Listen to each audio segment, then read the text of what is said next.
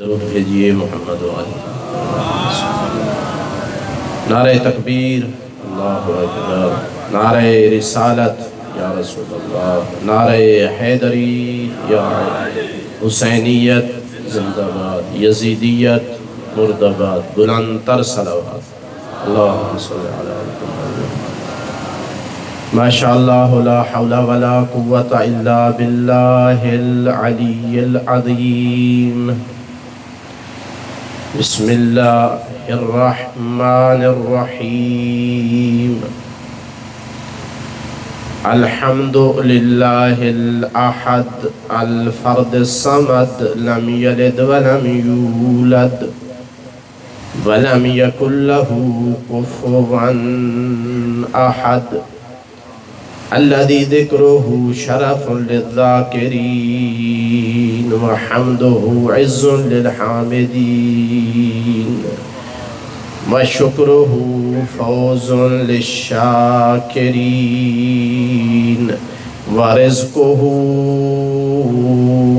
عموم للطائعين والعاصين ورحمته قریب من المحسنین، والصلاة والسلام على السراج المنیر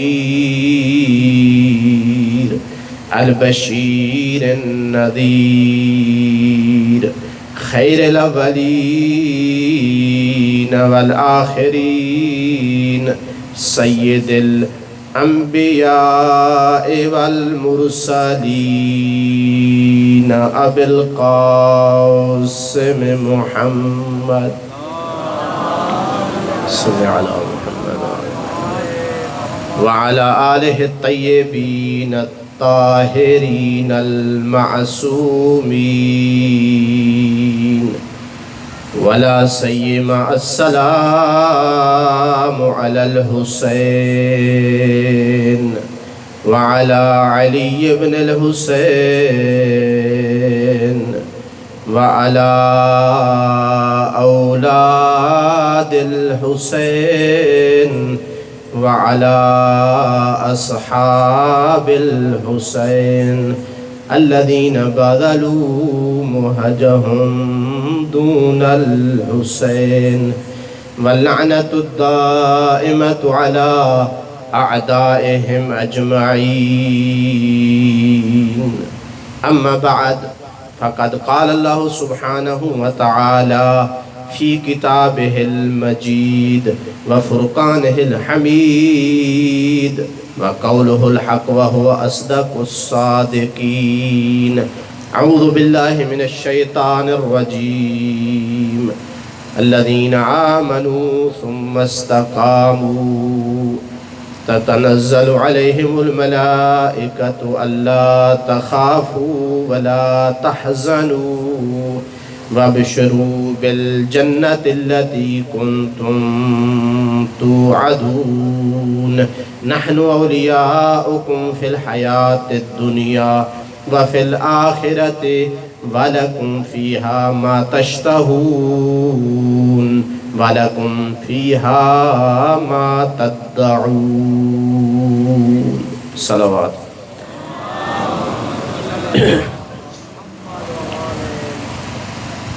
قرآن مجید کی سورہ فصلت کی آیت نمبر 30 اور 31 تلاوت کرنے کا شرف حاصل کیا ہے،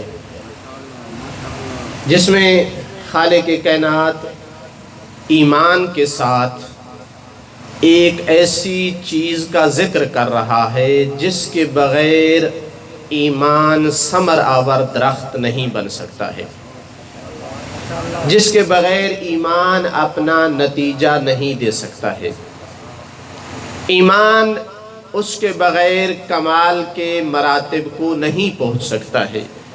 وہ چیز کیا ہے؟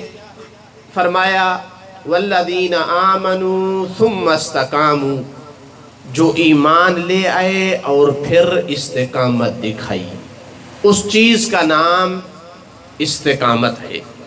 سمجھ آ رہی ہے یا نہیں؟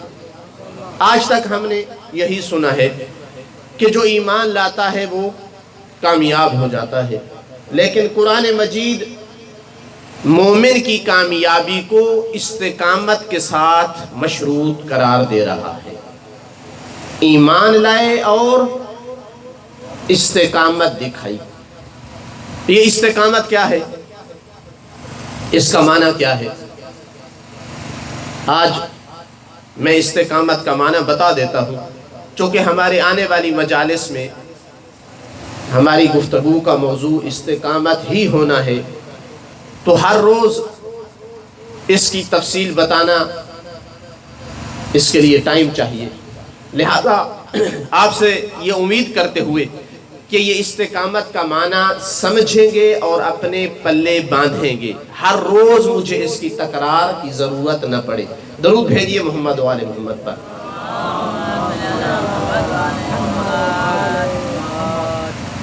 ہر دور میں، ہر صورت میں ایمان کے تقاضوں پر عمل کرنا، ایمان کے تقاضوں پر ڈٹ جانا استقامت کہلاتا ہے۔ کسی بھی صورت میں، کسی بھی مشکل میں، کسی بھی حال میں، کسی بھی پریشانی میں، خوشحالی ہو یا تنگی ہو، مرض ہو یا صحت ہو، ہر حال میں ایمان پر باقی رہنا، کسی صورت ایمان کا سودا نہ کرنا استقامت کہلاتا ہے۔ ممکن ہے اگر ابھی تک کسی کے لیے یہ معنی واضح نہ ہوا ہو تو اپنے لفظوں کو تھوڑا سا تبدیل کرتے ہوئے عرض کروں گا کہ اگر کوئی انسان اسے کھانے پینے کے لیے وافر غذا مل جاتی ہے یا کئی بار بھوکے سونا پڑتا ہے، چاہے اس کے پاس کاٹن کا ایک خوبصورت سوٹ پہننے کے لیے ہے یا پھٹا پرانا لباس ہے، چاہے اللہ نے اسے ایک وسیع و عریض گھر عطا کیا ہے یا کرائے کے گھر پہ بیٹھا ہے، چاہے وہ مرض کی حالت میں ہے یا مریضوں کا علاج کرنے والا معالج ہے، چاہے وہ ایک کالج یا یونیورسٹی کا اسٹوڈنٹ ہے یا ایک ٹیچر اور استاد ہے، اگر کسی حال میں ایمان کا سودا نہیں کرتا ہے، اگر کسی صورت کسی جرم اور گناہ پر کمپرومائز نہیں کرتا ہے، تو یہ آدمی مومن بھی ہے اور مستقیم بھی ہے، اس کے پاس نعمت ایمان بھی ہے اور استقامت بھی ہے۔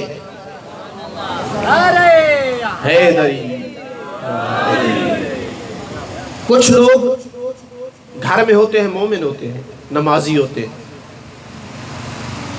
مہذب ہوتے ہیں، لیکن جب اپنے عجیب و غریب قسم کے دوستوں کی محفل میں ہوتے ہیں تو وہاں بے حیائی کی باتیں کرنا اپنے لیے عیب نہیں سمجھتے۔ کچھ لوگ، کچھ طالب علم اسٹوڈنٹ گھر میں ہوتے ہیں، نماز پڑھتے ہیں، اپنے آپ کو شریف ظاہر کرتے ہیں، لیکن کالج یا یونیورسٹی میں اپنے آپ کو اوپن مائنڈ ظاہر کرنے کے لیے گناہ کو گناہ نہیں سمجھتے۔ کچھ لوگ تب تک ایمان والے ہوتے ہیں جب تک ان کے پاس خوشحالی ہے، تنگی آ گئی تو اللہ کا شکوہ شروع کر دیا۔ کچھ لوگ جب مریض ہوتے ہیں تو موت یاد آتی ہے، ایمان یاد آتا ہے، جب صحت مل جاتی ہے تو متکبر ہو جاتے ہیں۔ ایسا ہے یا نہیں ہے؟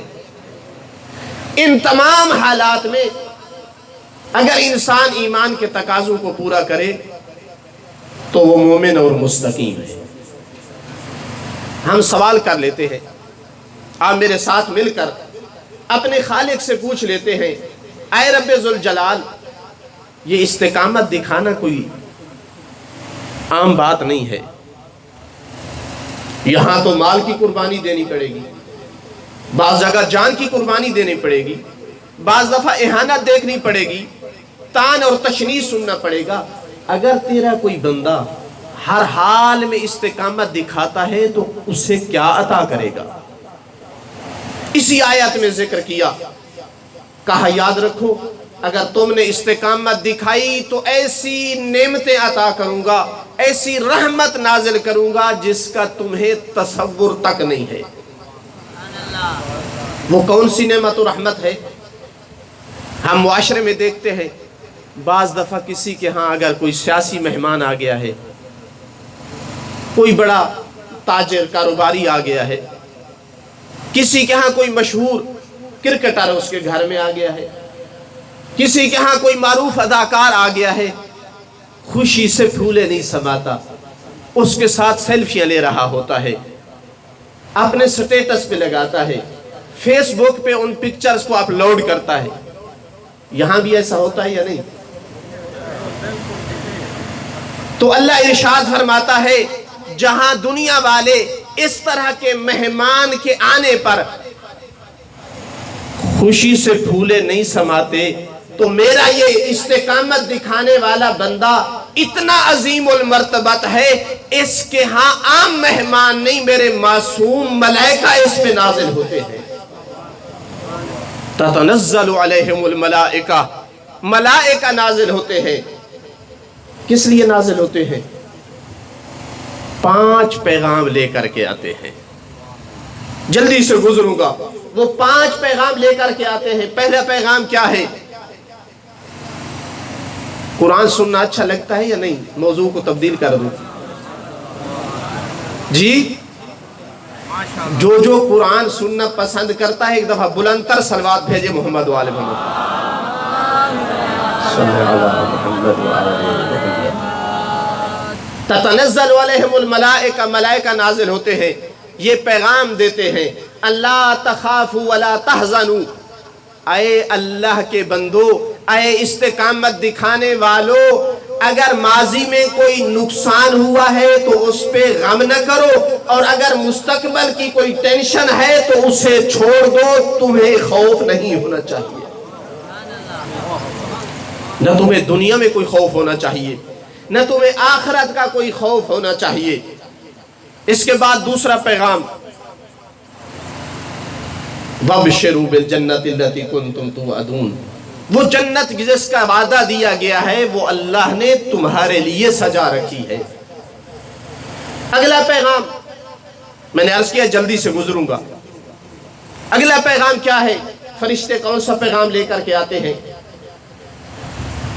آپ بعض دفعہ دیکھتے ہیں اس دنیا میں مالدار انسان ہوتا ہے، ہر چیز اس کے پاس موجود ہے، لیکن دلی طور پر پریشان، مضطرب، سکون نہیں ہے اس کی زندگی میں۔ لیکن کچھ اللہ کے بندے ایسے بھی نظر آئیں گے جن کی ذاتی حیثیت اتنی نہیں ہے، بعض دفعہ معاشرے کا محروم انسان ہوتا ہے، لیکن اس کی زندگی بڑی مطمئن ہوتی ہے، بڑے سکون اور چین سے وہ زندگی گزار رہا ہوتا ہے، اس کے چہرے پہ کبھی پریشانی نظر نہیں آتی ہے۔ اے خالق کائنات، ماجرا کیا ہے؟ سبب کیا ہے؟ تو آواز قدرت آئے گی، اسی میں تو راز ہے، اسی میں تو راز ہے جسے تم نہیں سمجھتے۔ میرے دین میں، میرے راہ میں استقامت دکھانے والے بندے، ان کے پاس ہر حالت میں، ہر پریشانی میں، ہر خوف میں میں اپنے معصوم فرشتوں کو پیغام دے کر بھیجتا ہوں، جاؤ میرے اس بندے سے کہو نحن اولیاءکم فی الحیات الدنیا والآخرہ، اے اللہ کا بندہ اگر تجھے دنیا والے چھوڑ گئے ہیں تو پریشان مت ہو، ہم اللہ کے معصوم مخلوق اس دنیا میں بھی تیرے مددگار ہیں اور آخرت میں بھی تیرے ساتھی ہیں۔ اللہ اکبر، یا رسول اللہ،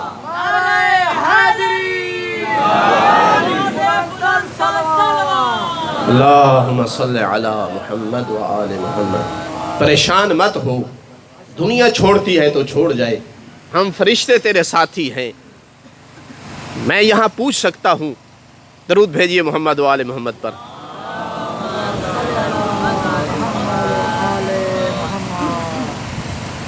کبھی آپ کے پاس آیا ہے کوئی فرشتہ اور اس نے کہا ہو کہ میں اللہ کا پیغام لے کر کے آیا ہوں؟ جی، یہ سامنے والے تو کہہ رہے ہیں ہمارے پاس اس طرح کا کوئی فرشتہ نہیں آیا۔ کبھی آتا ہے تو وہ اس کا آخری پیغام ہوتا ہے اور لے کر ساتھ چلا جاتا ہے۔ تو شاید میرے خیال میں پچھلے مومنین کے پاس آتے رہتے ہیں. کیا خیال ہے بھائی؟ تو پھر جب ہمارے پاس فرشتے نہیں آتے، یہ پیغام ہمیں نہیں دیتے ہیں، تو کیا اللہ کے اس کلام میں ہم شک کر سکتے ہیں؟ جی، میں نے آپ کے سامنے آیات مجیدہ کی تلاوت کی ہے. اگر کوئی یہ سوال پوچھ لے تو اس کا جواب کیا ہے؟ یاد رکھیے، اس کا جواب دو چیزیں ہیں. یا تو یہ ہے کہ یہ فرشتے انسان کے مرنے سے پہلے اس کے پاس آتے ہیں، یا پھر یہ ہے کہ یہ فرشتے جب انسان کے پاس آتے ہیں تو وہ فرشتے بن کر کے نہیں آتے. دوسرے لفظوں میں یہ کہنا چاہتا ہوں، اگر زندگی میں سوچئے گا، اپنی زندگی کے حالات کو سوچئے گا، ان پہ فکر کیجئے گا، اگر کبھی زندگی میں آپ کو پریشانی لاحق ہو جائے اور ذہن میں آئے کہ یہ دنیا آنے جانے والی چیز ہے، اس کی خاطر فکر نہیں کرنی چاہیے، اور اگر کبھی آخرت کی فکر ہو جائے تو انسان کے ذہن میں اگر یہ بات آ جائے کہ میں نے تو اپنی طرف سے ہر ممکن کوشش کی ہے، اپنے آپ کی اصلاح کرنے کے لیے ہر قدم اٹھایا ہے، اس کے بعد شاہ جانے تے راہ جانے اگر یہ فکر آپ کے پاس آئی ہے تو سمجھنا یہی فرشتوں کا پیغام ہے. درود بھیجئے محمد وآل محمد. یہ بعض دفعہ ہماری سوچ نہیں ہوتی، یہ الہام الہی ہوتا ہے. یہ فرشتے پیغام لے کر کے آتے ہیں. آخری پیغام ان کا کیا ہوتا ہے؟ وَلَكُمْ فِيهَا مَا تَشْتَهُونَ. جب ہمیں کوئی اپنا انتہائی عزیز جس کے ساتھ فری گپ شپ ہوتی ہے، سخی دل آدمی دعوت دیتا ہے، تو بعض دفعہ وہ پوچھ لیتا ہے کیا تناول فرماؤ گے؟ پوچھ لیتا ہے یا نہیں؟ تو جہاں انسان جس کے ساتھ فری ہوتا ہے اسے کہہ دیتا ہے کہ بھائی مٹن بنا لینا، چکن بنا لینا، ساتھ زامت نہ ہو تو کول ڈرنک بھی ہو جائے. مثلا زیادہ ڈیمانڈ ہو تو کہتا ہے کہ بٹیر وغیرہ ہو جائے. ہوتا رہتا ہے ایسا یا نہیں؟ بڑا کرم ہے، سخاوت ہے، فراخ دلی ہے. کوئی اپنے دوست سے ڈیمانڈ سن کر اس پر عمل کرتا ہے، تو ہم بھی اپنے خالق سے پوچھ سکتے ہیں کہ یہ جو تیرے فرشتے جنت میں کی بشارت دے رہے ہیں، جو کچھ آپ چاہیں گے ہمیں دیں گے یا ہماری ڈیمانڈ کے مطابق ہوگا؟ پوچھنا چاہیے یا نہیں؟ ارشاد قدرت آئے گی، اگر میرا ایک دنیا کا بندہ، میری مخلوق اتنی سخی ہو سکتی ہے کہ وہ اپنے مہمان سے پوچھ کر اس کے لیے کھانا تیار کرے، تو میں تو اس کا خالق ہوں. جتنے دنیا میں سخی لوگ آئے ہیں میں ان کا خالق ہوں. یاد رکھیے، دنیا والے سخی کو پوچھنا پڑتا ہے کہ اے میرا مہمان تو کیا تناول فرمائے گا؟ خالق کائنات فرماتی ہے وَلَكُمْ مَا تَشْتَهُونَ. میں وہ کریم خالق ہوں، میں وہ سخی رب ہوں، تجھ سے پوچھوں گا نہیں، تیرے دل میں جس چیز کی اشتہا اور خواہش ہوئے گی وہ حاضر ہو جائے گی. ابھی تو نے تمنا کی ہوگی وہ سب کچھ حاضر ہو جائے گا.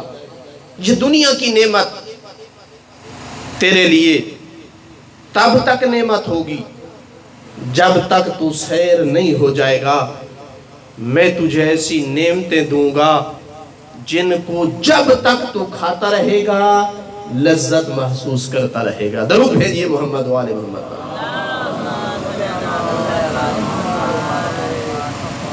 یہ ہے استقامت کا معنی اور مفہوم. اگر ہم اس دنیا میں استقامت کی مثالیں دیکھنا چاہتے ہیں تو سب سے روشن مثال استقامت دکھانے والی شخصیت امیر المومنین علی ابن ابی طالب ہیں، صلی اللہ علیہ محمد وآلہ وسلم، پہاڑ ہیں استقامت کے۔ اگر کبھی دین خدا کی خاطر میدان جنگ میں جان کا نذرانہ پیش کرنا پڑتا تھا تو علی اسے اللہ کی نعمت سمجھ کر ادا کرتا تھا۔ لیکن وہی علی اگر مظلومیت دین بقا کی خاطر خاموش بیٹھنا پڑا تو 25 سال گھر میں خاموش بیٹھ کر گزار دیے۔ یہ کوئی آسان نہیں تھا۔ خود فرماتے ہیں اگر میری یہ کیفیت جاننا چاہتے ہو کہ یہ عرصہ میں نے کس طرح گزارا تو میری کیفیت کا اندازہ اس آدمی کے حال سے لے لو، فی الحلق شجاع و فی العین قضا، جس آدمی کے گلے میں ہڈی اور آنکھ میں تنکا ہوتا ہے، اس کے حالات کیسے گزرتے ہیں۔ بس 25 سال مجھ پر ایسے گزرے، بلکہ علی ولی صرف استقامت دکھانے والے نہیں ہیں، بلکہ میں یہ کہہ سکتا ہوں دنیا میں جتنے استقامت دکھانے والے مومنین صالحین اولیاء گزرے ہیں، ان تمام مستقیم اور استقامت دکھانے والے مومنین کے سردار علی ہیں، ان کے بادشاہ علی ہیں۔ یہ میرا دعویٰ نہیں ہے۔ عبداللہ ابن عباس روایت کرتے ہیں کہ قرآن میں جہاں بھی یا ایھا الذین آمنوا آیا ہے، ما ذکر یا ایھا الذین آمنوا فی القرآن الا وعلی سیدھا وامیرھا، قرآن میں جہاں بھی یا ایھا الذین آمنوا کہہ کر اہل ایمان کی اوصاف، ان کے کمالات، ان کی منزلت، ان کی عظمت کو بیان کیا گیا ہے تو جو جو اوصاف اہل ایمان کی ذکر ہوئی ہیں وہاں ہر جگہ ان مومنین کا امیر اور سید علی ہے۔ درود ہے یہ محمد والے تکبیر، نعرہ رسالہ، یا رسول اللہ، نعرہ ہے حیدری، درود صلی علی محمد وآلہ محمد۔ گویا ابن عباس یہ کہنا چاہتے ہیں کہ جہاں قرآن مجید میں جہاں بھی قرآن مجید میں وبشر الذین آمنوا، اہل ایمان کو بشارت دے دو، تو وہاں جن مومنین کو بشارت دی گئی ہے ان مومنین کا امیر اور سید علی ہے۔ اور جہاں بھی الذین آمنوا اشد حبا للہ کا ذکر آیا ہے کہ اہل ایمان اللہ سے سب سے بڑھ کر محبت کرتے ہیں، تو تمام عاشقان خدا کو عشق خدا کا راز علی نے سکھایا ہے۔ اور جہاں بھی قرآن میں الذین آمنوا یا ایھا الذین آمنوا اتقوا اللہ، اے اہل ایمان تقوی اختیار کرو، تو وہاں تمام متقیوں کا امام علی ہے۔ سمجھ آ رہی ہے یا نہیں؟ میں ابن عباس کی اس کلام کی ترجمانی کر رہا ہوں کہ جہاں اہل ایمان کی اوصاف اور کمالات ذکر کیے گئے ہیں ہر جگہ ان مومنون کا سردار علی ہے۔ تو کہنا یہ چاہتے ہیں کہ جہاں یا ایھا الذین آمنوا کتب علیکم الصیام، اے اہل ایمان تم پر روزہ فرض کیا گیا ہے، تو تمام روزے داروں کا امام علی ہے۔ فہد اللہ الذین آمنوا، جہاں اللہ نے فرمایا ہے کہ اہل ایمان ہدایت یافتہ ہے، تو تمام ہدایت یافتوں لوگوں کو ہدایت دینے والا امام علی ہے۔ اور جہاں قرآن مجید میں اللہ نے یہ ارشاد فرمایا ہے یا ایھا الذین آمنوا استجیبوا للہ والرسول اذا دعاکم، اے اہل ایمان اللہ اور اس کے رسول کی ہر ندا پر لبیک کہو تو پھر اول اسلام سے لے کر آخر حیات رسول تک صرف فرمان نہیں، اللہ اور اس کے رسول کے ہر اشارے پر سب سے پہلے اگر کسی نے لبیک کہی ہے تو مولا علی ہے۔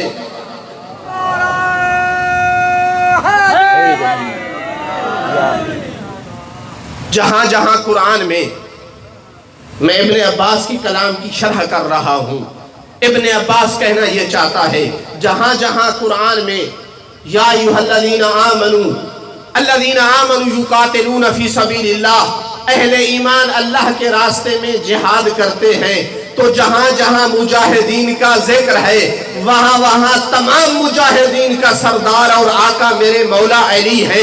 اور جہاں جہاں قرآن میں والذین آمنوا ثم استقاموا کا تذکرہ ہے، وہ لوگ جو ایمان لائے اور استقامت دکھائی، تو وہاں استقامت کا پہاڑ میرے مولا علی ہے۔ اور جہاں جہاں اللہ نے قرآن میں فرمایا یا ایھا الذین آمنوا ان تتقوا اللہ یجعل لکم فرقانا، اے اہل ایمان تم تقوی اختیار کر لو میں تجھے فرقان عطا کروں گا۔ فرقان یعنی حق و باطل میں تمیز کی طاقت دوں گا، تم دیکھ کر پہچان لو گے یہ حق ہے یہ باطل ہے۔ دوسرے لفظوں میں اللہ نے ارشاد فرمایا تقوی اختیار کر لو گے تو میں تجھے فاروق بنا دوں گا۔ تو ابن عباس کہنا یہ چاہتا ہے اس دنیا میں قیامت تک لے کر جتنے سچے فاروق پائے گئے ہیں فاروق اعظم مولا علی ہے۔ اس لیے تو اللہ کے رسول نے فرمایا تھا یا علی انت الصدیق الاکبر والفاروق الاعظم۔ جاگ رہے ہیں یا سوئے ہوئے ہیں؟ حیدری یا علی۔ جہاں جہاں دنیا میں سچے فاروق ہیں حق و باطل کو پہچان لیتے ہیں، ان سب فاروق لوگوں کا فاروق اعظم مولا علی ہیں۔ فریقین کی کتابوں میں صحیح حدیث صحیح سند کے ساتھ یہ حدیث آئی ہے، اللہ کے رسول نے فرمایا تھا دنیا جسے کہتی ہے کہتی رہے، ہمیں کوئی اعتراض نہیں ہے، ہر کسی کو اپنا ولی پیارا ہے، جس نے جس کو بنا رکھا ہے جو القاب دینا چاہے، مگر اللہ کے رسول کی نگاہ میں اس دنیا میں اگر کوئی صدیق اکبر فاروق اعظم ہے تو صرف اور صرف مولا علی ہے۔ درود بھیجئے محمد و آل محمد و آل محمد۔ استقامت کی بہت بڑی مثال جہاں مولا علی ہیں وہاں کربلا والے ہیں۔ ایسی زندہ مثال چھوڑی دنیا میں قیامت تک آنے والے مظلوم محروم حق پر ڈٹ جانے والے استقامت کا درس لیتے رہیں گے کربلا سے۔ کیسی استقامت دکھائی، راہ خدا میں دین پر سودا نہ کیا، گھر چھوڑنا پڑا چھوڑ دیا، حج چھوڑنی پڑی چھوڑ دی، بچوں کو پیاس کی حالت میں دیکھنا پڑا، دشمن ایک ظلم سے بڑا ظلم کر رہا ہے، پھر اس ظلم سے بڑا ظلم کر رہا ہے، کہیں تو یہ کربلا والے اپنے دین پر سودا کریں گے، مگر یہ اہل بیت رسول ہیں، دنیا نے انہیں پہچانا نہیں تھا، ادھر سے ظلم بڑھتا گیا ادھر سے استقامت بڑھتی گئی، ظلم کی اینڈ ہو گئی استقامت باقی رہی۔ کربلا کی ماؤں سے استقامت سیکھنی چاہیے، جنہوں نے راہ خدا میں قربان کرنے کے لیے خود اپنے ہاتھوں سے جوان بیٹوں کو بھیجا ہے، تو میں یہ کہہ سکتا ہوں کہ اگر اس دنیا میں استقامت دکھانے والوں پر اللہ کے فرشتے خوشخبری لے کر نازل ہوتے ہیں تو سب سے پہلے کربلا کی ماؤں پہ نازل ہوتے ہیں۔ کربلا کے واقعہ سے پہلے استقامت کی جتنی مثالیں قرآن میں ذکر ہوئی ہیں ان سب مثالوں کی مثال ہمیں کربلا میں نظر آتی ہے۔ مثال کے طور پر قرآن نے جناب ابراہیم کی بہت بڑی استقامت کا قصہ بیان کیا ہے۔ بہت بڑی استقامت دکھائی جناب ابراہیم نے 95 سال کے بڑھاپے میں، اللہ جانے کتنی دعائیں کر کر کے اللہ نے فرزند عطا کیا۔ وہ فرزند جو نبی بننے والا ہے، پہنچے ہیں جناب اسماعیل عین جوانی کو، اتنے جوان ہو چکے ہیں کہ اب جناب ابراہیم کو زحمت کرنے کی ضرورت نہیں پڑے گی، گھر کے تمام کام جناب اسماعیل کر لیں گے۔ فلما بالغ معه السعی، قرآن کہتا ہے اسماعیل جب کام کاج کرنے کے ہو گئے۔ عام طور پر بچہ کتنی عمر میں ہاتھ بٹانے کا ہو جاتا ہے؟ روایت میں ہے جناب اسماعیل 13 سال کے ہو گئے۔ کتنی عمر ہو گئی؟ 13 سال۔ اس وقت اللہ نے اپنے خلیل کا امتحان لینا شروع کیا۔ مومن تو ہیں جناب ابراہیم، استقامت کا امتحان ہے۔ کیا ابراہیم کو اسماعیل دوں، اس کو جوانی بخشوں تو مومن رہتے ہیں، میرے حکم کی تعمیل کرتے ہیں، یا اسے اپنے ہاتھوں سے ذبح کرنے کا حکم دے دوں تو تب بھی وہ کرنے کے لیے تیار ہے؟ کہا اے اسماعیل، میں نے خواب میں دیکھا ہے کہ میں تجھے اپنے ہاتھ سے ذبح کر رہا ہوں۔ اب یہاں ایک سوال ذہنوں میں پیدا ہوتا ہے، اللہ تعالیٰ نے تو نہیں فرمایا تھا کہ اسماعیل سے مشورہ کر کے اسے ذبح کرو؟ قرآن میں نہیں ہے، قرآن میں یہی ہے، ابراہیم تو نے اسماعیل کو ذبح کرنا ہے۔ تو پھر جناب اسماعیل کو بتانے کی ضرورت کیا تھی؟ کوئی بتا سکتا ہے کہ جناب اسماعیل کو جناب ابراہیم نے کیوں بتایا؟ ممکن ہے کوئی یہ سوچے، بوڑھا باپ تھا، جوان بیٹا تھا، اگر وہ ذبح کرنے پہ ایگری نہ ہوتا تو شاید ذبح نہ کر سکتے، شاید اس لیے بتا رہے ہیں۔ نہیں میرا دوست، نہیں میرا ساتھی، میرا محترم، جناب ابراہیم چاہتے تو نیند کی حالت میں بھی ذبح کر سکتے تھے، مگر ایک مخلص، ایک ہمدرد، ایک مربی باپ نہیں چاہتا کہ جناب اسماعیل کو نیند کی حالت میں ذبح کر کے اس کے اجر و ثواب کو ضائع کریں۔ چاہتے یہ ہیں کہ جہاں میں اپنے بیٹے کو ذبح کر کے استقامت دکھاؤں، وہاں جناب اسماعیل بھی اپنی خوشی سے راہ خدا میں ذبح ہو کر استقامت کا ثبوت دے۔ درود بھیجئے محمد و آل محمد پر۔ ہر سمجھدار باپ کی یہ خواہش ہوتی ہے کہ اس کی اولاد کمال میں اس سے بھی آگے ہو۔ یہ غیر ذمہ دار باپ ہے جو اپنے بارے میں فکر کرتا ہے مگر اس سے اولاد کی کوئی ٹینشن اور فکر نہیں ہوتی۔ جناب اسماعیل نے فوراً عرض کیا،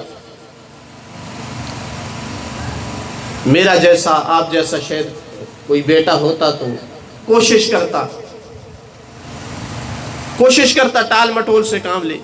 بابا جان آپ کو خواب ہوا ہے، پتہ نہیں یہ سچا ہے یا نہیں، بابا جان مجھے ذبح کر دو گے تو کون آپ کا ہاتھ بٹائے گا؟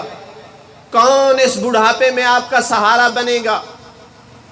کتنی مشکل سے آپ نے اللہ سے مانگا ہے، پھر شاید آپ کو کوئی بیٹا عطا نہ ہو۔ کہہ سکتا تھا یا نہیں؟ لیکن اللہ کا قرآن کہتا ہے، ادھر سے جناب ابراہیم کی بات ختم ہوئی، ادھر سے لب اسماعیل حرکت میں آئے، فرمایا یا ابت افعل ما تؤمر ستجدنی انشاءاللہ من الصابرین۔ اے بابا جان، یہ مسئلہ میرے ساتھ تعلق رکھتا ہے، میری ٹینشن نہ لے، اللہ نے جو آرڈر دیا ہے اس کو کر گزار، میں صبر کروں گا۔ اللہم صلی علی محمد۔ اللہ کا جو حکم ہوا ہے اس سے کر گزر، انشاءاللہ تو مجھے صابر پائے گا۔ نوجوان بیٹا ہو تو ایسا ہو۔ آج کل کچھ نوجوان ایسے بھی نظر آتے ہیں، دیندار گھرانے سے جاتا ہے، سوسائٹی، معاشرے، یونیورسٹی، کالج سے عجیب قسم کے نظریات، سوشلزم، کمیونزم، اس طرح کے نظریات، فحاشی کا جواز، ایسی افکار اور سوچیں لا کر ایک دیندار گھرانے کے ماحول کو تبدیل کر دیتا ہے۔ اے میرا نوجوان بھائی، تیرے اوپر بزرگ سے زیادہ ذمہ داری ہے، اس لیے کہ تو ہر چیز کو سمجھتا ہے، سوچ کی تیرے اندر زیادہ صلاحیت ہے، سٹڈی کرنے کی زیادہ پاور ہے، حق کو سننے اور سمجھنے کی زیادہ طاقت ہے۔ جس ماحول میں رہے، راہ حق سے منحرف نہ ہو۔ ایک موجودہ مراجع میں سے ایک مرجع کے پاس ایک مومن آیا، میں بھی اس وقت موجود تھا محفل میں، کہا کہ میں اپنے بیٹے کو پڑھائی کی خاطر ایک غیر مسلم ملک میں بھیجنا چاہتا ہوں، تو کیا بھیجنا جائز ہے؟ غیر مسلم ملک ہے۔ آج ہر بندے کی خواہش ہوتی ہے، اللہ مجھے اتنا پیسہ دے کہ فوراً اپنی اولاد کو یورپ کی طرف بھیجوں، چونکہ ہماری نگاہ میں دنیا سب سے زیادہ اہمیت رکھتی ہے۔ تو اس مرجع علی قادر نے کتنا خوبصورت جواب دیا، کہا اس کی تربیت کر چکے ہو؟ اگر اس کی آپ نے اتنی تربیت کی ہے کہ وہ ایک پکی اینٹ کی مانند ہو گیا ہے، اگر اس کو صاف ستھرے پانی میں رکھ دے تو تب بھی وہ اینٹ پکی رہتی ہے، اگر اس کو گندے نالے میں رکھ دے تو تب بھی وہ اپنی حفاظت کر لیتی ہے۔ لیکن اگر آپ نے اپنے بچے کی ابھی تک ایسی تربیت نہیں کی ہے، بلکہ وہ کچی اینٹ کی طرح ہے جو ہر بدبودار پانی کی بو کو اپنے اندر جذب کر لیتی ہے، تو پھر بیٹے کو یورپ کی طرف بھیجنا حرام ہے۔ اللہم صلی علی محمد وآل محمد۔ میں نے عرض کیا ہے کہ جتنی مثالیں استقامت کی کربلا کے واقعہ سے پہلے موجود ہیں، ان سے بدرجہ اتم ہمیں کربلا میں ملتی ہیں۔ چھوٹی استقامت نہیں تھی جناب ابراہیم اور جناب اسماعیل کی، وہ منظر دیکھنے والا تھا کہ جب ایک 95 سالہ 100 سالہ بوڑھا باپ اپنے 13 سالہ نوجوان بیٹے کو اپنے ہاتھ سے ذبح کر رہا تھا۔ کیا کمال کی استقامت تھی! بیٹا بجائے انکار کرنے کے باپ کو ذبح کرنے کے طریقے بتا رہا ہے، عرض کرتا ہے بابا جان اگر آسانی سے مجھے ذبح کرنا چاہتے ہو تو چھری کو تیز کر لو، میرے ہاتھ اور پاؤں کو باندھ لو، اور تیسرا کام کوشش کرو کہ آپ کے کپڑوں پر میرے خون کے قطرے نہ آئیں، کہیں ایسا نہ ہو جب آپ واپس جاؤ تو میری ماں آپ کے کپڑوں پر خون کی چھینٹیں دیکھ کر پریشان ہو جائے۔ جناب اسماعیل اپنی ماں کی استقامت کے بارے میں فکر مند ہے۔ کیسی استقامت تھی کربلا کی ماؤں کی، جنہوں نے مدینے سے یہ ذہن بنا کر نکلی تھیں کہ راہ حق میں حسین کو جس قربانی کی ضرورت پڑی ہم حاضر کر دیں گی۔ استقامت کا ایک موڑ اس وقت سامنے آیا کہ جب 9 ذی الحج کا دن دنیا سے آئے ہوئے حاجی عرفات کی طرف رخ کر رہے ہیں، وہاں بانی اسلام کا بیٹا مکہ سے نکلنے کی سوچ رہا ہے۔ ظاہر ہے بہنوں نے پوچھا ہوگا، بھائیا حسین حج اتنا بڑا فریضہ ہے، عام مسلمان حج کے لیے مقام عرفات میں جا رہے ہیں، تو بانی اسلام کا بیٹا ہے، تو حج سے محبت کرتا ہے، کس لیے حج کو چھوڑ کر مکہ سے نکل رہے ہو؟ تو ضرور بتایا ہوگا، اے میری بہنوں آپ بہتر جانتی ہو حسین کو حج سے کتنی محبت ہے، مگر اس بار اگر میں حج کرتا ہوں تو اللہ کے گھر کی حرمت پامال ہوتی ہے۔ حسین حج کو تو چھوڑ سکتا ہے مگر کعبہ کی حرمت کو پامال ہوتے نہیں دیکھ سکتا۔ روانہ ہوئے مکہ سے، اللہ کی طرف سے ندا آئی، اے حسین تو نے حج چھوڑ کر میرے گھر کی حرمت کی حفاظت کی، تو میں کسی کا احسان رکھنے والا نہیں ہوں۔ یاد رکھ اسی عرفہ کے دن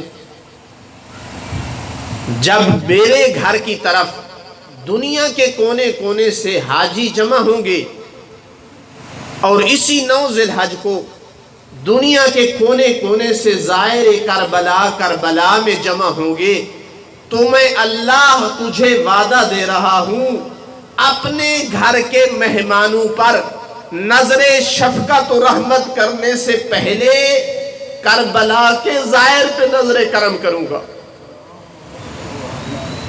چلے ہیں مولا حسین، 9 ذی الحج کا دن تھا، مسلمانوں کی بہت بڑی عید آنے والی ہے۔ مسلمانوں کی گھروں میں جہاں عید کے سامان ہیں، جہاں نئے نئے لباس بچوں کو پہنائے جا رہے ہیں، جہاں اچھے اچھے کھانے کا بندوبست کیا جا رہا ہے، عزاداروں وہاں آل رسول جنگلوں اور صحراؤں کا دین خدا کی خاطر سفر کر رہی ہے۔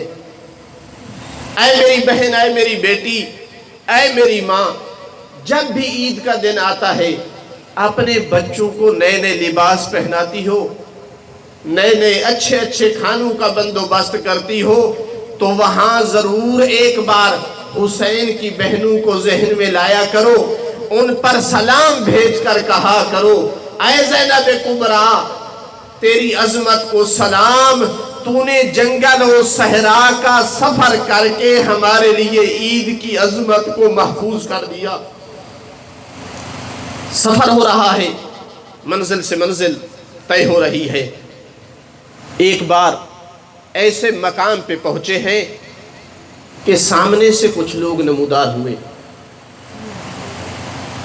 مولا نے فرمایا یہیں خیام لگا دو، ڈیرے لگا دیے گئے، انتظار ہو رہی ہے یہ سامنے آنے والے کون ہیں۔ دیکھا، جب قریب ہوئے تو معلوم ہوا آنے والے دشمن کی فوج کا ایک دستہ ہے، 1000 نوجوان پر مشتمل ہے، جن کی کمان حر ابن یزید ریاحی کر رہے ہیں۔ جب قریب ہوئے تو مظلوم کربلا نے دیکھا ان کے چہروں پر شدت پیاس کے آثار ہیں، ان میں سے بہت سارے پیاس سے مرنے والے ہیں، گو دشمن تھے، مگر حسین ساقی کوثر کا بیٹا تھا۔ زادارو جب یہ منظر دیکھا برداشت نہ کر سکے، آواز دی، آئے بنی ہاشم کے نوجوانوں، پانی کے مشکیزیں لاؤ، ان مہمانوں کو پانی پلاؤ۔ سب کو پانی پلایا گیا۔ ایک آدمی اپنی روداد پیش سناتا ہے، کہتا ہے قریب تھا کہ میں پیاس کی شدت سے مر جاتا، میرے چہرے پر موت کی زردی آ چکی تھی، جب مجھے کسی نے پانی پلانا چاہا تو میرے ہاتھوں میں لرزہ تھا، میں مشکیزہ تھامنے کی طاقت نہیں رکھتا تھا، بس یہی منظر زہرا کا بیٹا آنکھوں سے دیکھ رہا تھا۔ مولا حسین خود بڑھے، مشکیزے کو اپنے ہاتھوں میں تھاما، ایک ہاتھ میں مشکیزہ لیا، دوسرا ہاتھ میرے ہونٹوں پہ رکھتے ہوئے مولا حسین نے مجھے پانی پلایا۔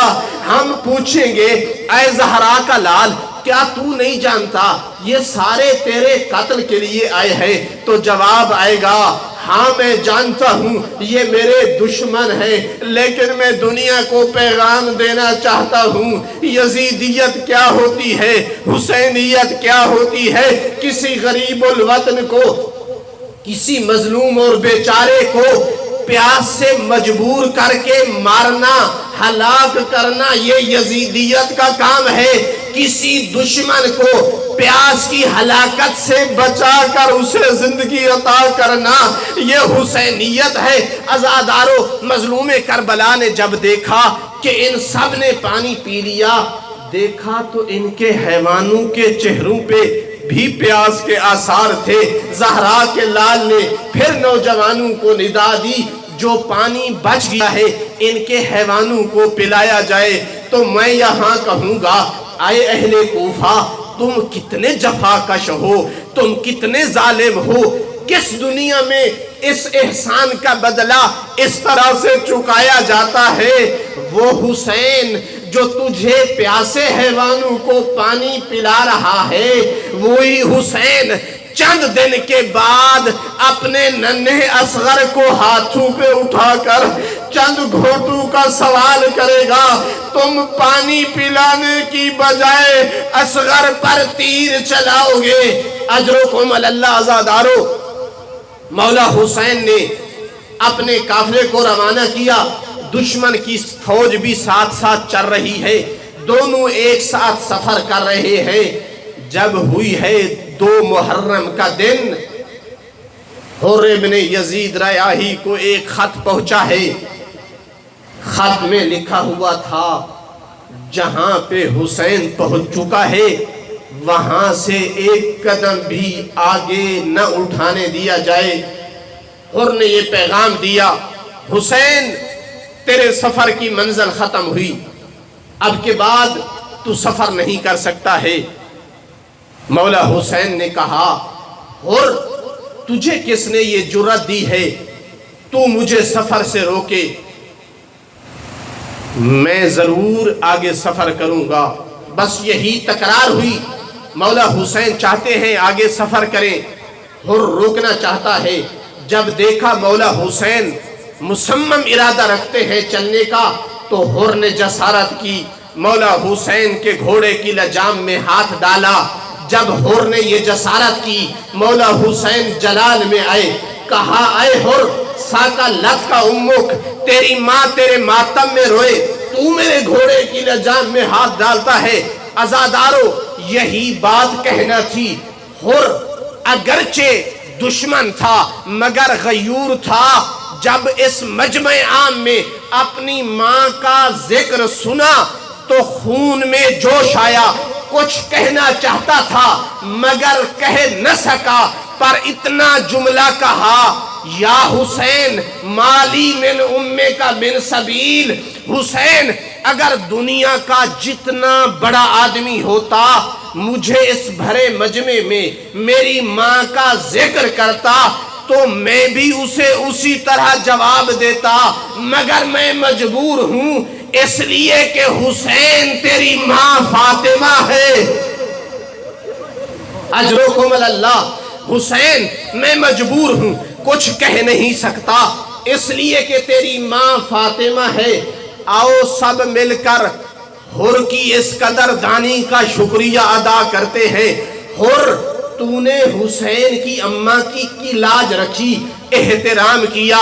हाय काश दूसरे मुसलमान भी हुसैन की अम्मा का यही एहतराम करते तो अल्लाह शाहिद है, हुसैन की अम्मा को अपने बाबा की सनद के टुकड़े न उठाना पड़ते, हुसैन की अम्मा को अपने शकिस्ता पहलू पे हाथ न रखना पड़ता, हुसैन की अम्मा को ये निदा बुलंद न करना पड़ती, बाबा जान तेरे बाद तेरी बेटी पर इतने मसाइब आए, अगर दिनों पर आते तो रातों में तब्दील हो जाते। अजरुकुम अल्लाह आज़ादारो।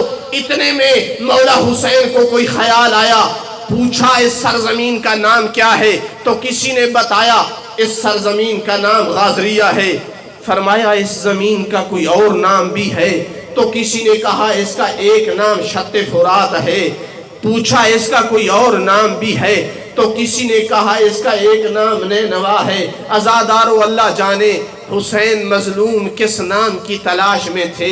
अब की बार जब पूछा ना कि इस सरजमीन का कोई और नाम भी है तो किसी की जबान पे आया इस जमीन का एक नाम करबो बला है।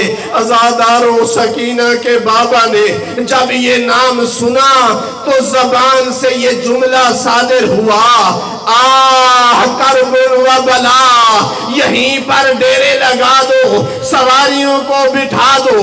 क्यों मौला हुसैन? फरमाया यही हमारे सफर की आखिरी मंजिल है, यही हमने कत्ल होना है, यही हमने हमारी बहनों ने कैदी होना है, यही हमारे बच्चों ने ज़िबा होना है। अजरुकुम अल्लाह आज़ादारो।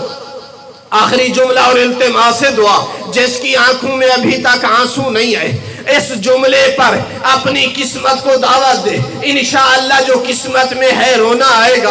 आज़ादारो मज़लूम करबला ने बुलाया, कौन है इस सरजमीन का मालिक? उन्हें बुलाया जाए। बनी असद के लोगों को दावत दी गई, बुलाया गया। मज़लूम करबला ने फरमाया, ऐ बनी असद के लोगों, मैं तुमसे इस सरजमीन का खरीदार हूँ। कहा होगा ऐ मौला आका, ऐ हमारे सरदार, तुम तो चंद दिन के मेहमान हो, जितने दिन रहना चाहते हो हम खिदमत में हाजिर हैं, तुम हमारे मेहमान हो, इस सरजमीन पर रह सकते हो। मगर मौला ने जवाब दिया होगा, नहीं, मैं चंद दिन के लिए रहने के लिए नहीं आया हूँ, मैंने यहाँ हमेशा के लिए डेरे लगाने हैं, मैं इस जमीन को खरीदूंगा।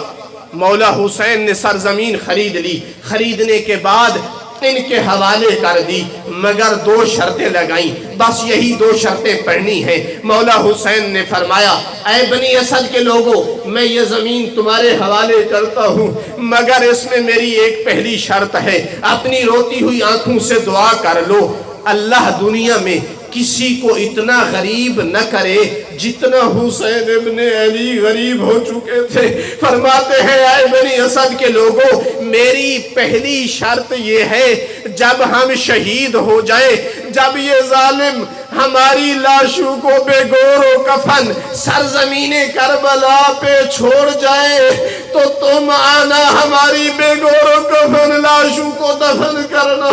आज़ादारो, दूसरी शर्त सुनिएगा, मौला हुसैन ने दूसरी शर्त आपके लिए लगाई है।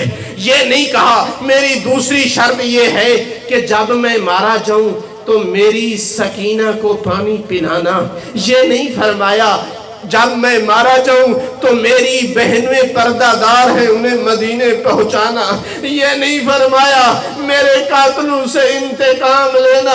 सुनना चाहोगे? फरमाया, ऐ बनी असद के लोगों, जब मैं मारा जाऊं और दुनिया के कोने कोने से मेरा ज़ायर मेरी ज़ियारत के लिए आए तो उसकी मेहमान नवाजी करना, उसके खाने पीने का बंदोबस्त करना।